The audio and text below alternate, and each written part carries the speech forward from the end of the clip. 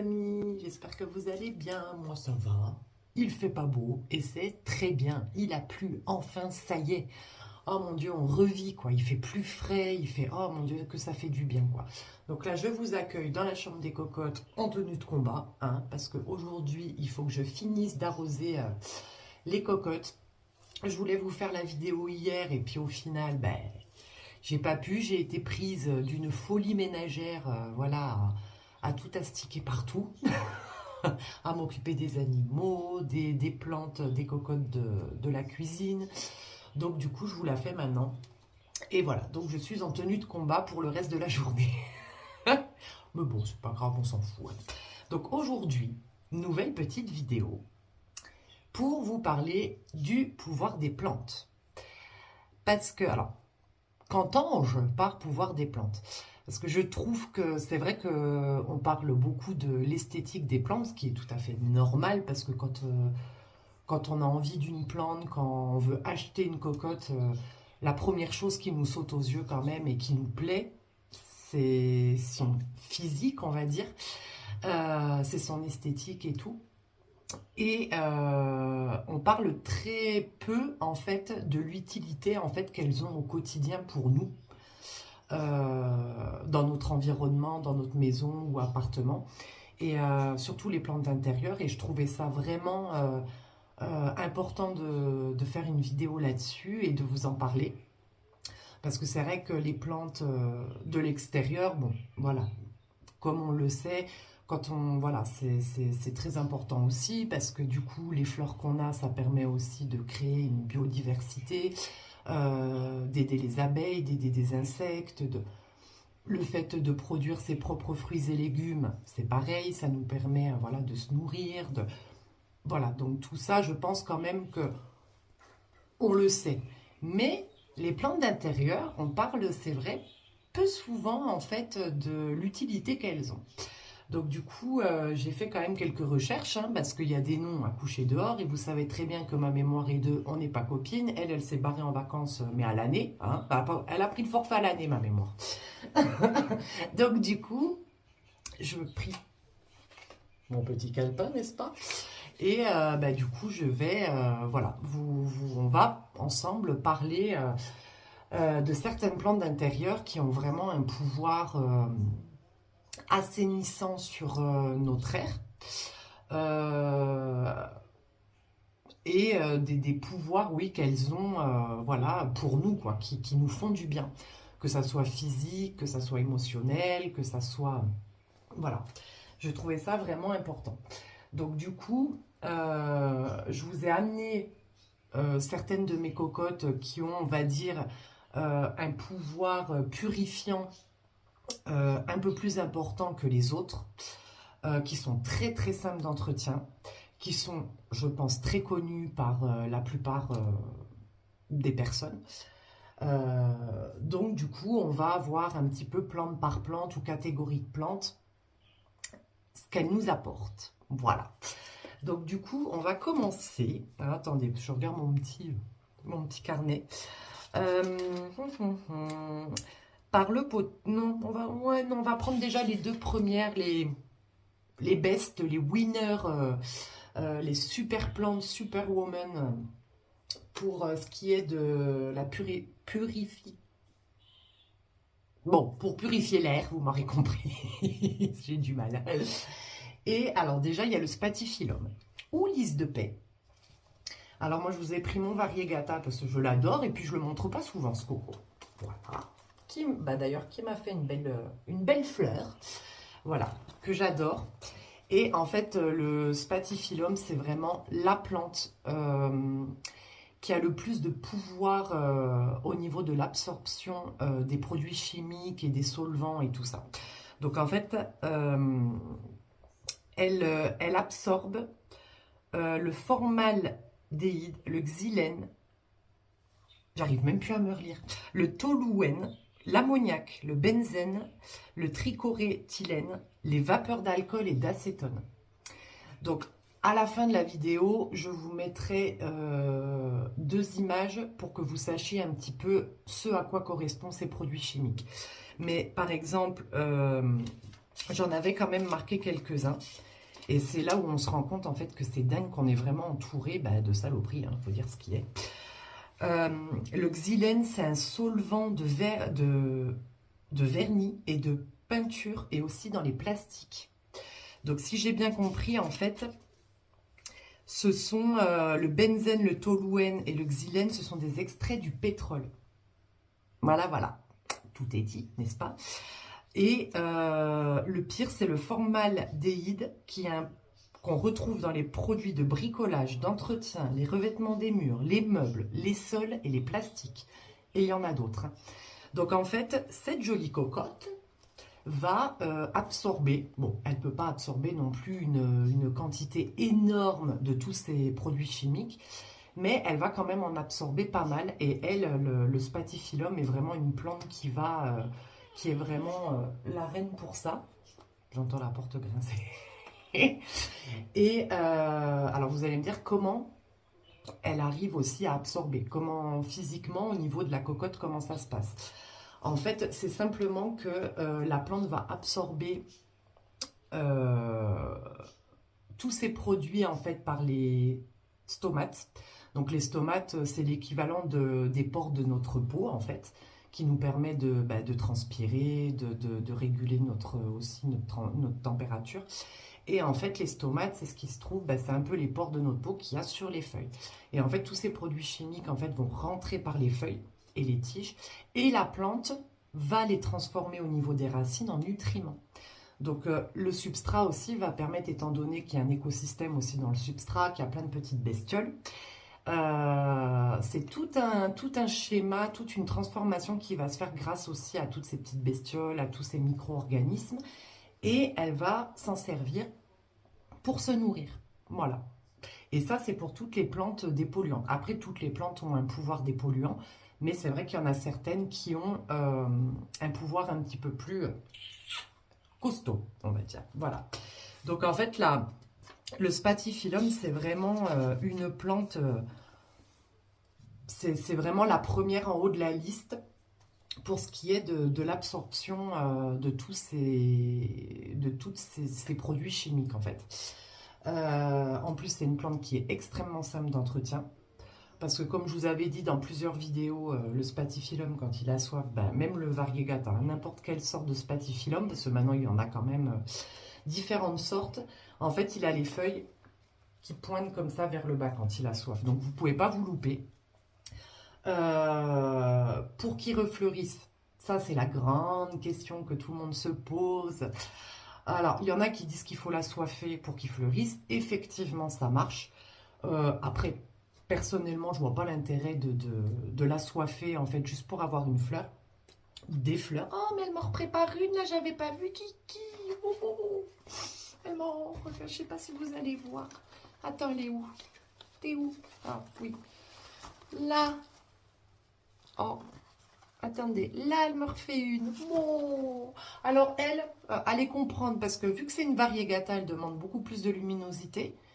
Et elle fleurit plus que la toute verte que j'ai. Voilà. Mais c'est vrai que pour refleurir, il leur faut une très bonne luminosité. On dit... Alors, c'est une plante qui peut vivre avec très peu de luminosité. Voilà, elle est connue aussi pour ça. Mais quand même, alors je ne dirais pas que c'est une information à tort, hein, mais si vous voulez la voir refleurir, il lui faut de la luminosité. Elle est assez gourmande en luminosité. Donc c'est aussi un petit peu le secret pour la faire refleurir, quoi. Ça, il n'y a pas à tortiller des fesses droites, hein. Il lui faut de la luminosité. Donc voilà pour le spathiphyllum.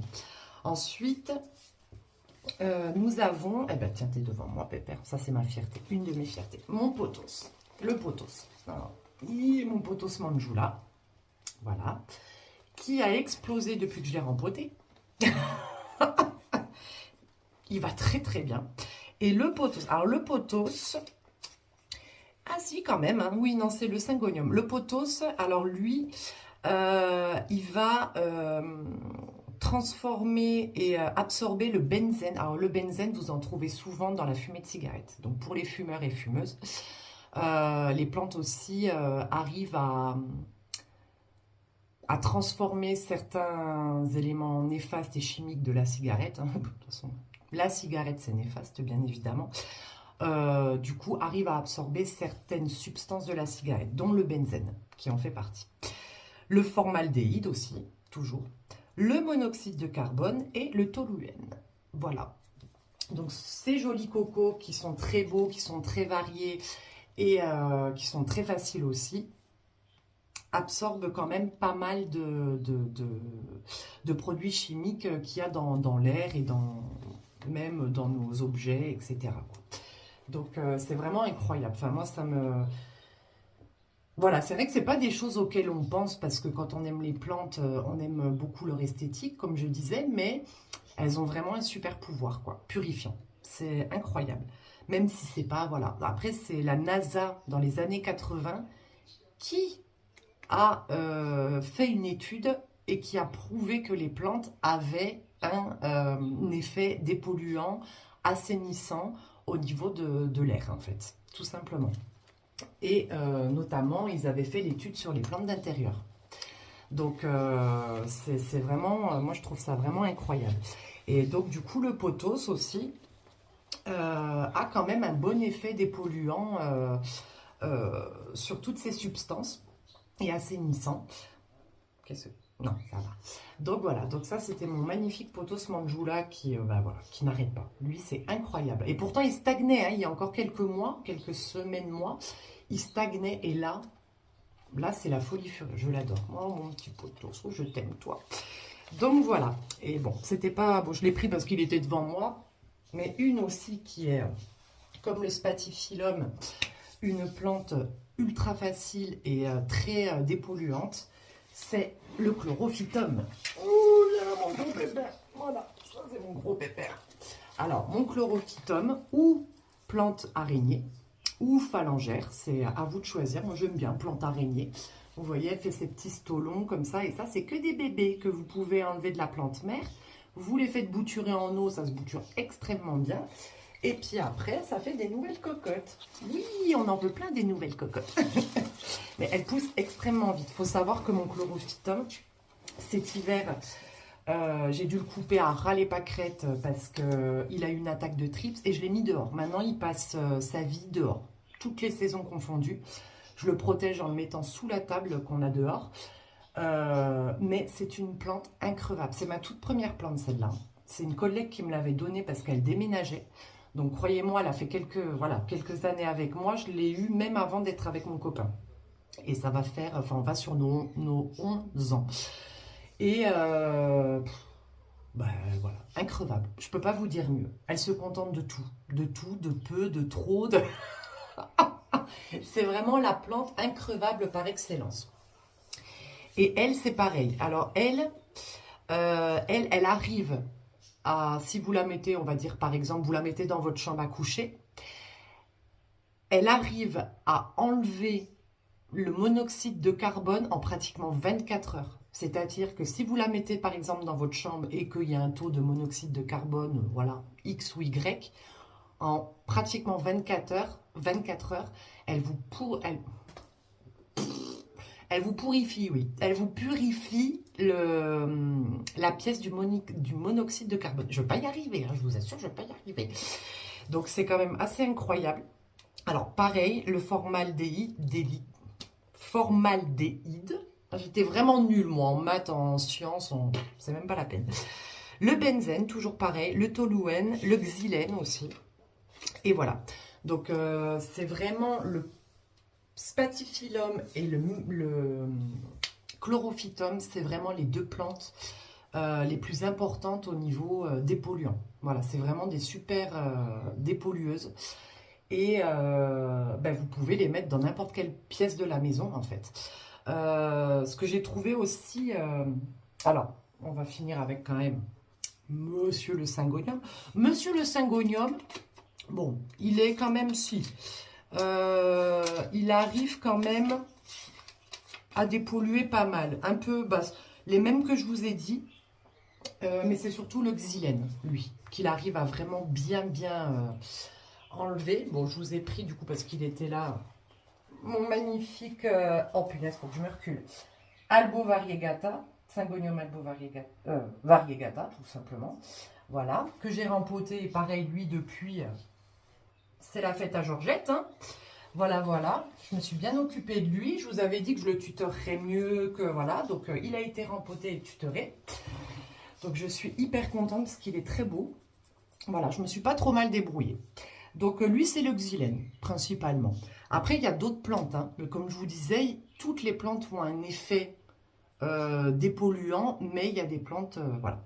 Mais, alors, du coup, non, ça, c'était pas ça. Les trois plantes aussi qui, par contre, elles, qui arrivent, qui, on va dire, je ne sais pas comment m'exprimer, mais qui enlèvent le mieux les vapeurs ou l'ammoniac, les vapeurs d'ammoniac, on va dire comme ça, c'est le ficus, l'anthorium et le lierre. Voilà. Et ça, c'est vraiment plutôt pas mal. Ça, c'est vraiment les trois plantes qui enlèvent le mieux l'ammoniac, qui sont douées pour ça. Donc, je trouvais ça aussi important de vous le dire. Et l'ammoniac, je ne l'avais pas marqué, je crois. Bon, voilà. Ensuite, nous avons tout ce qui est les cactus. Alors, les cactus, par contre, ils ont le pouvoir de réduire les ondes électromagnétiques. Donc, de tout ce qui est téléphone portable, télévision, ordinateur portable ou fixe, on s'en fiche.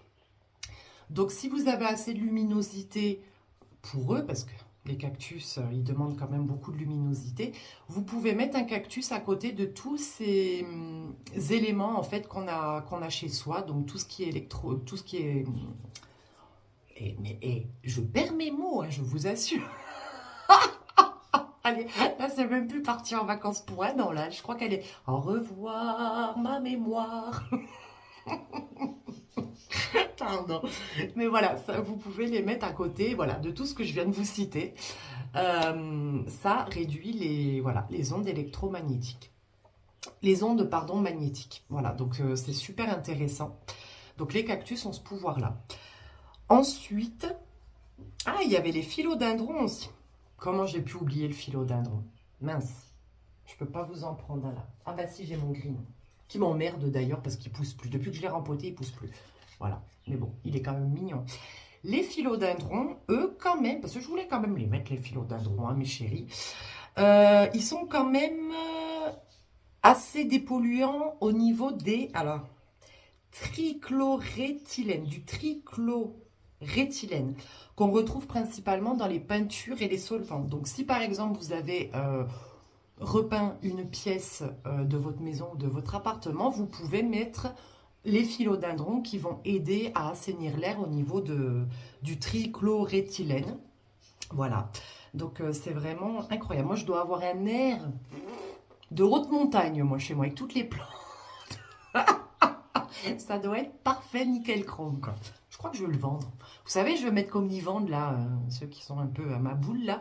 Ils vendent l'air de montagne dans des boîtes, des conserves et tout. Ils vous vendent ça. Voilà, comme ça, quand vous ouvrez, vous avez l'air de montagne. Je vais faire pareil. J'appellerai ça l'air des cocottes. L'air purifié par les cocottes. Oh, je suis en forme aujourd'hui. Bon, bref. Voilà, donc quand même que j'oublie pas mon petit philo. Après, mes amis, il y avait, parce que il y avait aussi, alors il y a deux plantes aussi, deux cocottes, et ça je suis hyper contente, ça me fait bien plaisir, les orchidées. Et alors déjà les orchidées au niveau on va dire un petit peu plus légende, spirituelle et tout, les orchidées donc sont symbole de fertilité et étaient données aux jeunes mariés pour qu'ils aient une vie fertile et de bonheur en fait. Voilà, on offrait les orchidées aux jeunes mariés. Et ces belles cocottes, donc les orchidées et l'aloe vera, en fait la nuit, elles produisent énormément, à leur mesure, à leur taille, hein, elles produisent quand même beaucoup d'oxygène. Donc vous pouvez mettre les orchidées et l'aloe vera si vous en avez dans votre chambre. Car la nuit, elles vous permettent déjà au niveau de l'anxiété de réduire votre anxiété et aussi de réduire les insomnies. Voilà, donc moi j'ai toutes mes orchidées, en plus je ne le savais pas, promis, craché. Je les ai toutes mises, comme vous le savez, comme je vous avais montré, je les ai toutes mises dans ma chambre.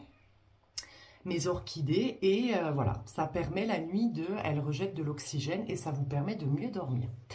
Et on va parler aussi de notre travail. Donc, il y a quand même beaucoup de personnes qui travaillent aussi dans les bureaux.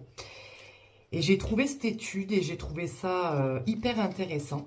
Bon, ça parle un petit peu chiffres aujourd'hui, hein, mais bon, c'est un peu pour vous imager.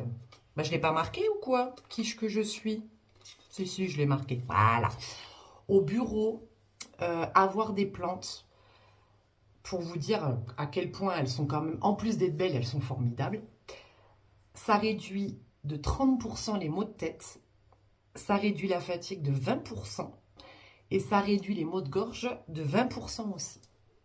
Et j'ai trouvé ça incroyable. Et en plus, en général, quand on travaille dans un bureau, on a l'ordinateur, le portable, tout ça. Donc, vous pouvez même mettre un petit cactus à côté pour les ondes magnétiques. Donc, c'est vraiment très, très intéressant. Et au-delà du fait, on va dire, physique, que ça... on va dire le bien qu'elle nous procure physiquement en assainissant notre air au quotidien, c'est vrai qu'au niveau psychologique aussi.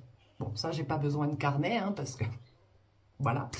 Moi, c'est une des choses que je préfère, c'est que, voilà, quoi, les plantes, je pense, et je suis persuadée que elles ont, oui, des émotions. De toute façon, ce sont des êtres vivants. Et il y a une étude, alors je ne sais plus comment il s'appelle, ce monsieur, qui a écrit un bouquin. Je vous mettrai la photo, là, qui est extraordinaire, ce bouquin. Et en fait, c'est un monsieur dans les années 60, je crois, qui a en fait utilisé la machine de vérité, là, vous savez, je ne sais plus comment ça s'appelle. Quand je vous dis que j'ai pas de mémoire aujourd'hui, c'est pas la peine. Le détecteur de mensonges, voilà, qui a utilisé le détecteur de mensonges en fait sur les plantes qu'il avait.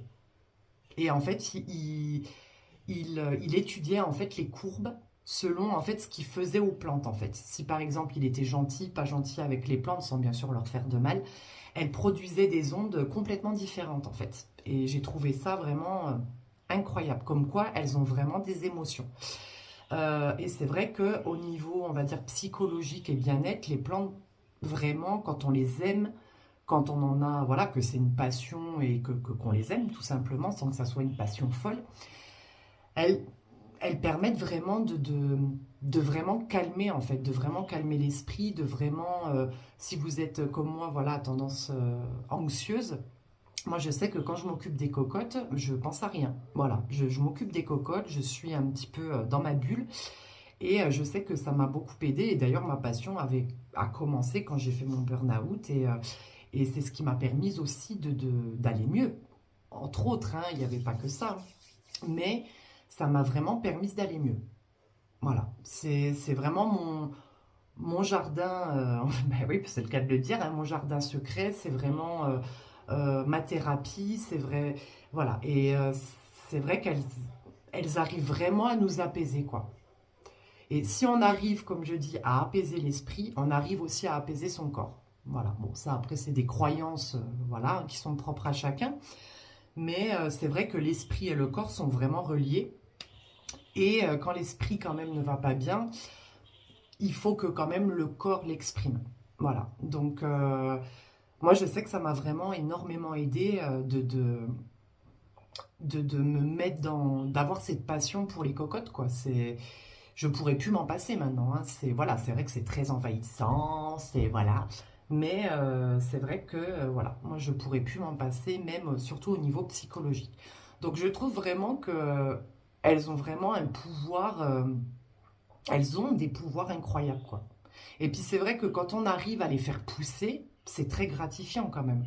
Moi, il y a même 6 ans, on m'aurait dit, on m'aurait montré une photo de maintenant de mes plantes, on m'aurait dit, tiens, regarde et tout, comment tu seras dans, je sais pas, 5 6 ans. J'aurais dit, non mais vous êtes pas bien, quoi. Non, bah non. En plus, moi, les plantes, c'était pas, voilà, pas plus que ça. Et puis j'aurais dit non, je suis pas capable de faire pousser des plantes comme ça, quoi. C'est pas possible. Je faisais même crever les bambous qu'on mettait dans l'eau. Vous savez, les bambous pendant le nouvel an chinois, là. Donc voilà, j'avais pas du tout la main verte, entre guillemets. Donc c'est vrai que c'est très gratifiant, ça permet d'avoir confiance en soi, ça permet de faire vivre aussi. Voilà, de faire vivre des êtres vivants qui sont dépendants de nous, comme les animaux, comme même les enfants, comme les personnes âgées. Enfin voilà, tous les êtres qui sont un peu plus fragiles. Voilà, il y a quand même cette fonction d'aide en fait. Et puis de les faire évoluer, de les multiplier aussi, c'est important, surtout maintenant, dans le monde dans lequel on vit, où la nature va pas bien du tout. Je trouve que c'est vachement important, voilà, de pouvoir les bouturer, de pouvoir les faire prospérer, en fait, tout simplement. Voilà mes amis, bah, écoutez, j'espère que cette vidéo vous aura plu. Alors je suis désolée, c'est un peu plus brouillon que d'habitude parce que il faut réussir à dire les noms, voilà, à avoir une bonne mémoire, hein. Mais voilà, c'est vraiment une petite vidéo qui me tenait vraiment à cœur. Du coup, je voulais vraiment la partager avec vous et partager un peu ces connaissances qu'on pense pas forcément à regarder. Et voilà quoi, donc j'espère que ça vous aura plu, que ça vous aura servi. De toute façon, à la fin de la vidéo, je vous mettrai les deux images donc des produits chimiques et d'où ils viennent, on va dire, de où on les trouve dans notre maison, dans notre appartement, dans quels produits on les trouve. Et je vous mettrai une image avec les cocottes, les différentes cocottes et ce qu'elles font et ce qu'elles traitent justement dans ces produits chimiques. Voilà. Comme ça, vous pourrez regarder et vous pourrez, selon votre pièce, voilà, mettre les plantes qu'il faut selon les problèmes que vous pouvez avoir face à tout ça, quoi. Voilà mes amis. En tout cas, écoutez, je vous fais de gros bisous. Prenez soin de vous. Et de toute façon, je vous dis à bientôt pour une nouvelle vidéo. Merci aux nouveaux et aux nouvelles abonnés qui sont là. Ça me fait bien plaisir. Merci pour votre soutien au quotidien encore une fois. Et je vous dis à la prochaine. Bisous les amis.